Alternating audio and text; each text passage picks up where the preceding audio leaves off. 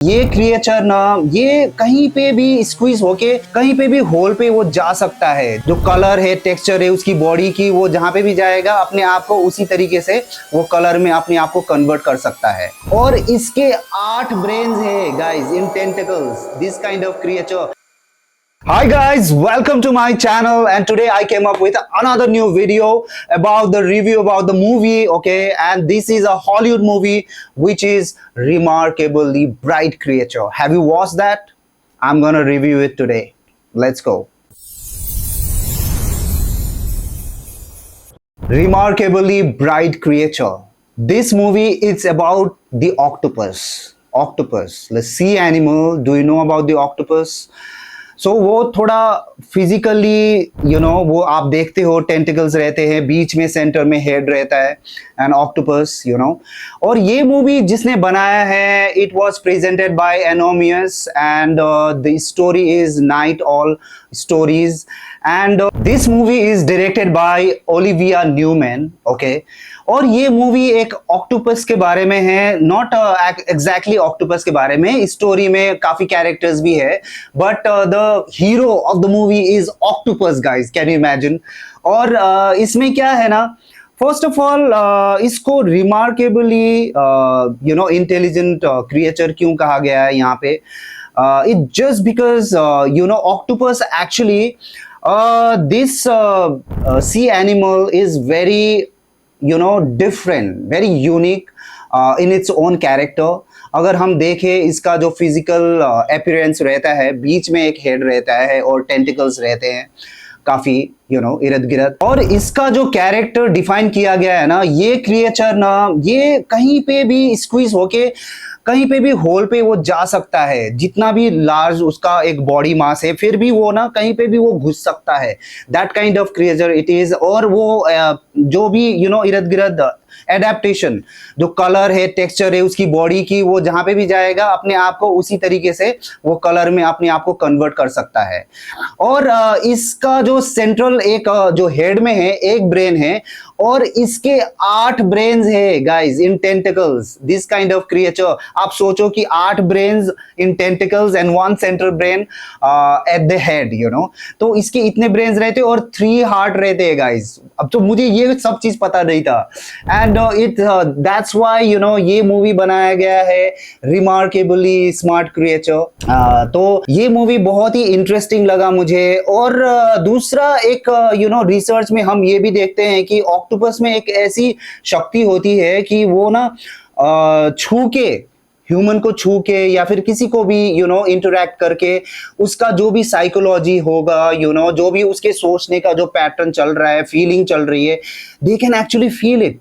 और ये मुझे जब मैंने रिसर्च किया तब जाके मुझे पता चला। दैट्स व्हाई इन लोगों ने बहुत स्मार्टली ये मूवी बनाया गया है, और इसमें ये दिखाया गया है कि octopus can be how smart, और मूवी को किस तरीके से उसके ही वो इंटेलिजेंस पे वो ले जा रहे हैं, और स्टोरी भी उसी तरीके से फ्लो हो रही है।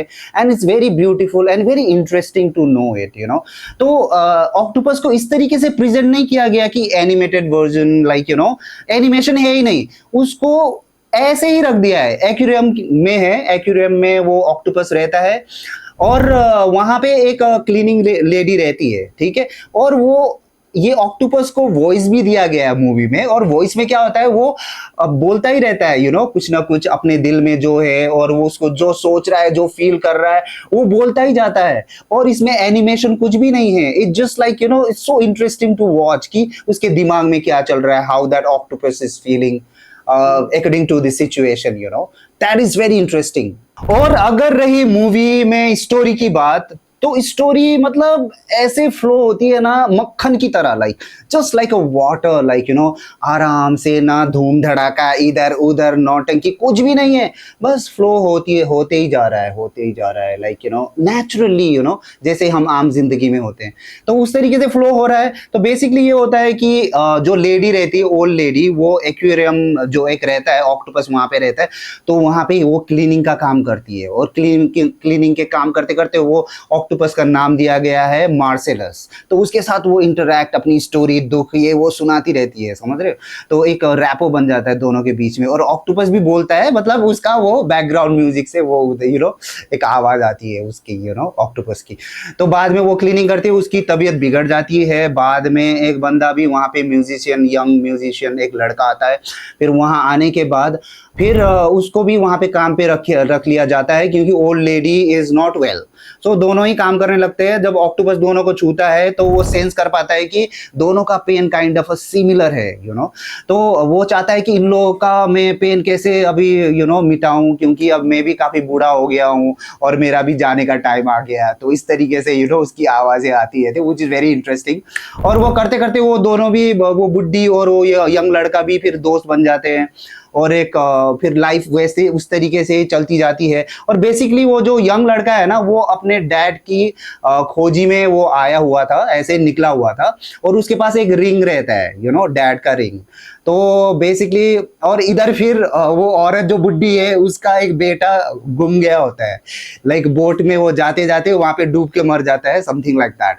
तो अब स्टोरी में वो किस तरीके से एक टर्न लेता है, अगर मैं सब कुछ अभी बता दूं तो देखने का मजा ही नहीं होगा। आई एम जस्ट लाइक अभी मैं स्टोरी सब कुछ बता दूंगा, आप मूवी भी नहीं देखोगे। तो मूवी तो देखने का मजा है, आपको देखना चाहिए ये मूवी कितनी इंटरेस्टिंग है, और लास्ट में जाके वो किस तरीके से मूवी टर्न लेती है।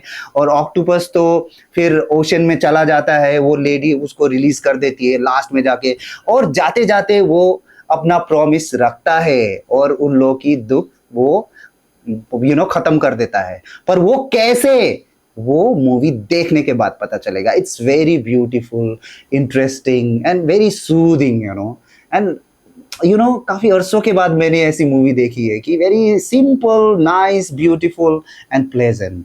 Guys, this movie is highly recommended by me. I love this movie and I'm sure you're gonna love this movie too, guys. It's a beautiful movie and you'll have a good time watching it. And if it's about the performance and the rating of the movie, the performance मुझे बहुत अच्छा लगा। एक character भी गिने चुने हैं, सब लोगों ने अच्छी तरीके से एक्टिंग और परफॉर्मेंस दिया है, और स्टोरी भी एकदम सिंपली फ्लो हो रहा है, और इट्स ब्यूटीफुल टू वॉच यार। इतना कुछ I don't think any kind of a drawback about this movie. And if it's about the rating, and I would like to give 4.5 out of 5, guys. Guys, now it's a wrap. I hope you enjoyed this video, and if you have any feedback, please write it down in the comment, or next week मैं another video लेके मैं definitely आऊंगा। Till then, take care of yourself, and I would like to give the message: spread peace and love.